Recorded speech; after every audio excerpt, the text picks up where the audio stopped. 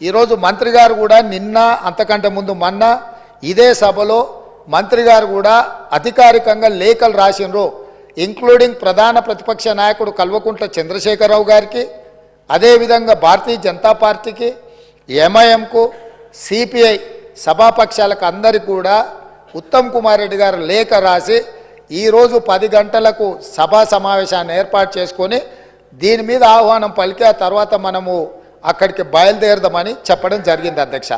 ఈ నేపథ్యంలో ఈరోజు మనమందరం మంతనికి వెళ్ళి మేడిగడ్డ బ్యారేజ్ను చూసి వాటి వివరాలన్నిటినీ తెలుసుకొని కల్లారా చూసి విజిలెన్స్ ఇచ్చే నివేదికను అక్కడ వాళ్ళు శాసనసభ్యులకు శాసనమండలి సభ్యులకు వివరించిన తర్వాత మంత్రులతో సహా అది చూసి వచ్చి రేపో ఎల్లుండో తమరి అనుమతితో సాగునీటి పారుదల శాఖ మంత్రి గారు శ్వేతపత్రాన్ని సభలో పెట్టబోతున్నారు, చర్చకు తీసుకురాబోతున్నారు. ఆ రోజు వీళ్ళందరూ చర్చించడానికి సభ్యులందరూ కూడా ఈ వాస్తవాలను చూసి ఈ వాస్తవాల నేపథ్యంలో చర్చ జరగడానికి అవగాహనతో కూడుకున్న చర్చ తెలంగాణ సమాజానికి తెలంగాణ రైతాంగానికి మేలు జరగాలి, మేలు చెయ్యాలి అనే ఒక సదుద్దేశంతో ఈరోజు ఈ కార్యక్రమాన్ని తీసుకున్నాము.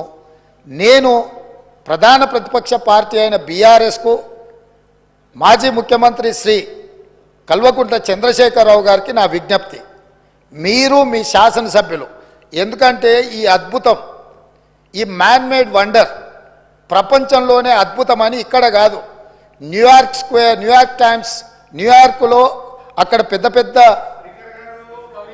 డిస్కవరీ ఛానల్స్తో పాటు న్యూయార్క్లో కూడా అక్కడ ప్రపంచంలో అద్భుతాలను ప్రదర్శించే దగ్గర కూడా దీన్ని ప్రదర్శించారు. సంతోషం. తమరు ముఖ్యమంత్రిగా ఉన్నప్పుడు తమరి ఆలోచనతో, తమరి అనుభవంతో, తమ ఆదేశాలతో ఈ అద్భుతాన్ని ఆవిష్కరించారు కదా.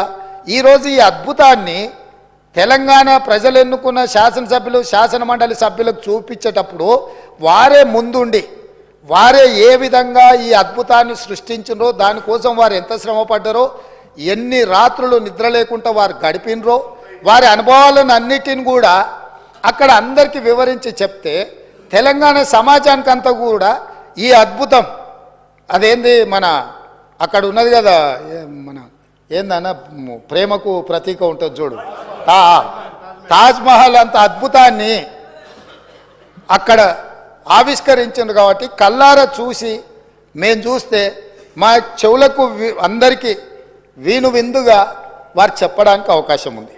కాబట్టి ఈరోజు నేను తమరి ద్వారా మళ్ళొక్కసారి కల్వకుంట్ల చంద్రశేఖరరావు గారికి, గత సాగునీటి పారుదల శాఖ మంత్రి, తర్వాత ఆర్థిక శాఖ మంత్రి మిత్రుడు హరీష్ రావు గారికి, పెద్దలు కడియం శ్రీహరి గారు కూడా గతంలో సాగునీటి పారుదల శాఖ మంత్రిగా చేసిన అనుభవజ్ఞులు, తెలంగాణ సమాజంలో వారి పట్ల గౌరవం ఉన్నది.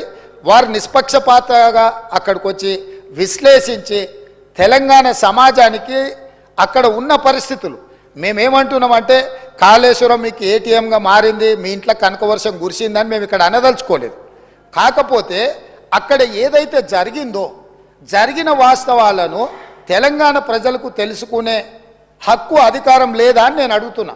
ఈరోజు మన అందరము గత 4-5 రోజుల నుంచి చెప్తానే ఉన్నాం, అందరం కలిసి వెళ్దామయ్యా ఒక మంచి వాతావరణంలో కలిసి మన అందరం మెలిసి అక్కడికి వెళ్ళి చూసి తప్పు జరిగిందా జరగలేదా, తప్పు జరిగితే తప్పు జరిగిందని నిర్ధారిస్తే తప్పుకు కారణం ఎవరు, దాన్ని నిర్ధారిస్తే దానికి విధించాల్సిన శిక్ష ఏంది, ఈ సభలో చర్చించుకొని ఈ సభ ద్వారా ఒక మంచి సాంప్రదాయానికి తెరదీద్దామనేదే మా ఆలోచన. ఈరోజు మేము దానికోసమే ఆ ప్రాంత శాసనసభ్యుడు కాబట్టి గతంలో గవర్నర్ గారు ఉండే, వారి పేరు ఎందుకు కానీ వారు ఏమన్నారు, కాళేశ్వరరావు అని అన్నాడు హరీశ్వరరావు బదులు. కాళేశ్వరరావు గారిని కూడా ఈరోజు మేము అక్కడికి కాళేశ్వరం పోదామని అడుగుతున్నాము. మేము ఆహ్వానించడంలో ఉన్న తప్పేముంది అధ్యక్ష? ఇప్పుడు మేము ఒకవేళ బై రోడ్డు మేము బస్సులు పెట్టుకున్నాం, అందరం కలిసిపోయినట్టు ఉంటుందని. ఒకవేళ ఏదైనా మీకు బస్సులో ఇంత దూరం ప్రయాణం చేయడానికి ఏదైనా ఉంటే ప్రభుత్వానికి అధికారికంగా హెలికాప్టర్ ఉన్నది. పెద్దలు చంద్రశేఖరరావు గారి కోసం ప్రత్యేకంగా హెలికాప్టర్ను కూడా రాష్ట్ర ప్రభుత్వము సిద్ధంగా ఉంచింది బేగంపేట ఎయిర్పోర్టులో.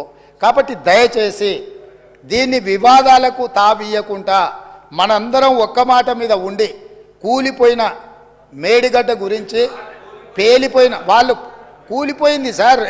వారు ప్రశాంత్ రెడ్డి గారు ఆర్ఎండ్బి మినిస్టరు, వారు ఇట్లా మాట్లాడుడేంది? వీళ్ళే బాంబులు పెట్టి పేల్చిందని పోలీస్ స్టేషన్లో కంప్లైంట్ పెట్టిండ్రు. బాంబులు పెట్టి పేలిస్తే సింపుల్ లాజిక్ అధ్యక్ష, ఏదైనా బాంబులు పెట్టి పేలిస్తే శకలాలు గాల్లోకి ఎగురుతాయి అధ్యక్ష, భూమిలోకి పోవు. ఇది వాళ్ళు రాసే అబ్బాయికైనా అర్థమైంది, బాంబులు పెట్టి పేలిస్తే గాల్లోకి ఎగురుతుంది అధ్యక్ష, భూమిలో కుంగదు.